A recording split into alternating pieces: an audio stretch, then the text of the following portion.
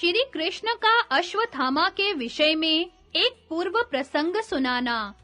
वैशंपायन जी कहते हैं, जन्मेजय, भीमसेन के चले जाने पर यदुश्रेष्ठ भगवान कृष्ण ने धर्मराज से कहा, राजन, आपके भाई भीमसेन पुत्र शोक के कारण अश्वत्थामा को संग्राम में मारने के लिए अकेले ही जा रहे हैं। ये आपको अपने सब भाइयों से अधिक प्रिय हैं।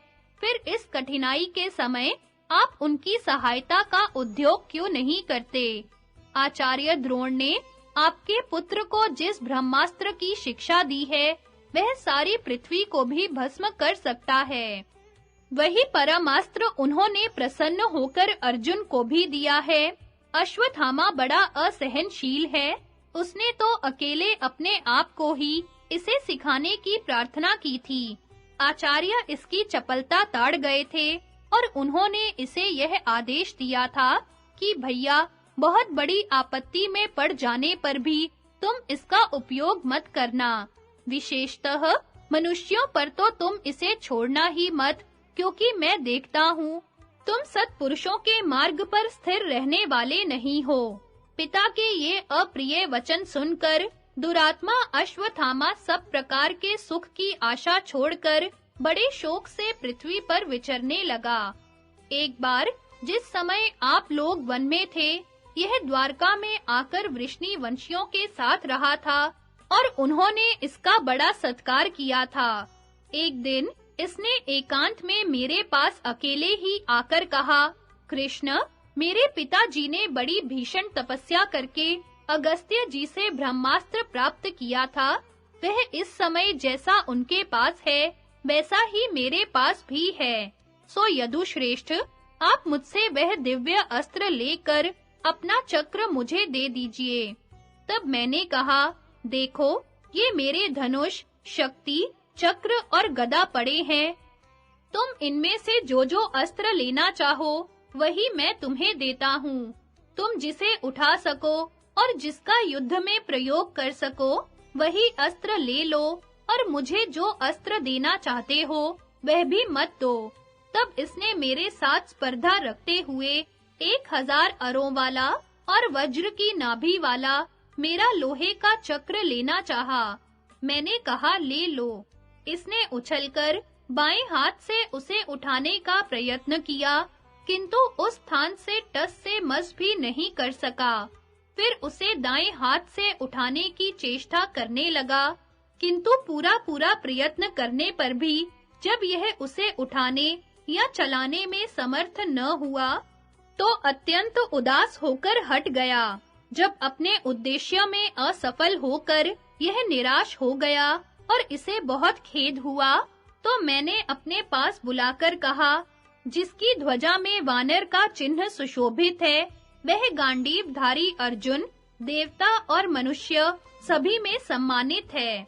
उसने द्वंद्व युद्ध में देवादि देव नीलकंठ उमापति भगवान शंकर को भी संतुष्ट कर दिया था। उससे बढ़कर संसार में मुझे कोई भी पुरुष प्रिय नहीं है, किंतु जैसा तुम कह रहे हो, वैसी बात तो कभी उसने भी मुंह से नहीं निकाली। मैंने 12 वर्ष तक कठोर ब्रह्मचर्य व्रत का पालन करते हुए हिमालय में भीषण तपस्या करके यह अस्त्र पाया था। साक्षात सनत कुमार जी ही प्रद्युमन रूप से मेरी सहधर्मिणी रुक्मणी के गर्भ से उत्पन्न हुए हैं, किंतु जिस चक्र को तुम मांग रहे हो, उसे तो कभी उन्होंने भी नहीं मांगा। महाबली बलराम जी तथा गद और सांब ने भी इसे लेने की इच्छा कभी प्रकट नहीं की। तुम भरत वंश के आचार्य द्रोण के पुत्र हो और सभी यादव तुम्हारा सम्मान करते हैं। फिर इस चक्र को लेकर तुम किसके साथ युद्ध करना चाहते हो? मैंने इस प्रकार कहा तो अश्वत्थामा कहने लगा, कृष्ण, मैं आपका पूजन करके फिर आपके ही साथ युद्ध करूंगा। भगवन, मैं सच कहता हूँ, मैंने आपके इस देवता और दानवों से पूजित चक्र को इसलिए मांगा है जिससे कि मैं अजेय हो जाऊं। किंतु अब मैं अपनी दुर्लभ कामना को पूर्ण किए बिना ही यहाँ से चला जाऊंगा। आप केवल इतना कह दीजिए कि तेरा कल्याण हो। इस भयंकर चक्र को वीर शिरोमणि आपने ही धारण कर रखा है। इसके समान संसार में कोई दूसरा चक्र नहीं है और इसे धारण करने की शक्ति भी आपके सिवा और किसी में नहीं है। ऐसा कहकर अश्वत्थामा मुझसे रथ में जोतने योग्य घोड़े और तरह-तरह के रत्न लेकर चला गया। यह बड़ा क्रोधी, दुष्ट, चंचल और क्रूर स्वभाव वाला है तथा इसे ब्रह्मास्त्र का भी ज्ञान है। इसलिए इस समय भीमसेन की रक्षा करना बहुत आवश्यक है। अश्वत्थामा और अर्जुन का एक दूसरे पर ब्रह्मास्त्र छोड़ना तथा नारद और व्यास जी का उन्हें शांत करा देना। वैशंपायन जी कहते हैं, राजन, ऐसा कहकर श्री कृष्ण सब प्रकार के अस्त्र शस्त्रों से सुसज्जित एक श्रेष्ठ रथ पर चढ़े। उस रथ का रंग उदय होते हुए सूर्य के समान लाल था। उसके दाहिने धुरे में शैब्य और बाएं में सुग्रीव नाम का घोड़ा जुता हुआ था तथा उसे अगल-बगल से मेघ पुष्प और बलाहक नाम के घोड़े खींचते थे। उस रथ पर विश्वकर्मा का बनाया हुआ रत्न और धातुओं से विभूषित ध्वजा का डंडा उठी हुई माया के समान जान पड़ता था। उसकी ध्वजा पर पक्षी राज गरुड़ विराजमान थे। इस अद्भुत रथ पर भगवान श्री कृष्ण बैठ गए और उनके बैठने पर अर्जुन तथा राजा युधिष्ठिर उस पर सवार हो गए। उनके चढ़ जाने पर श्री कृष्ण ने अपने तेज घोड़ों को चाबुक से हाँका। घोड़े बड़ी तेजी से भीमसेन के पीछे चल दिए और तुरंत ही उनके पास पहुंच गए। इस समय भीमसेन क्रोधातुर होकर शत्रु का संहार करने के लिए तुले हुए थे। इसलिए उन महारथियों के रोकने पर भी वे रुके नहीं। वे इनके देखते-देखते अपने घोड़े दौड़ाते श्री गंगा जी के तट पर पहुंच गए, जहां उन्होंने अश्वत्थामा को बैठा सुना था। किंतु उस स्थान पर पहुंचकर उन्होंने गंगा जी की धार के पास ही परम यशस्वी व्यास जी को अनेकों ऋषियों के साथ बैठे देखा। उनके पास ही क्रूर कर्मा अश्वत्थामा भी मौजूद था। उसने अपने शरीर में घृत लगा रखा था और वह कुशा के वस्त्र पहने हुए था। कुंती नंदन भीमसेन उसे देखते ही अरे खड़ा तो रह, इस प्रकार चिल्लाते हुए धनुष बाण लेकर उसकी ओर दौड़े।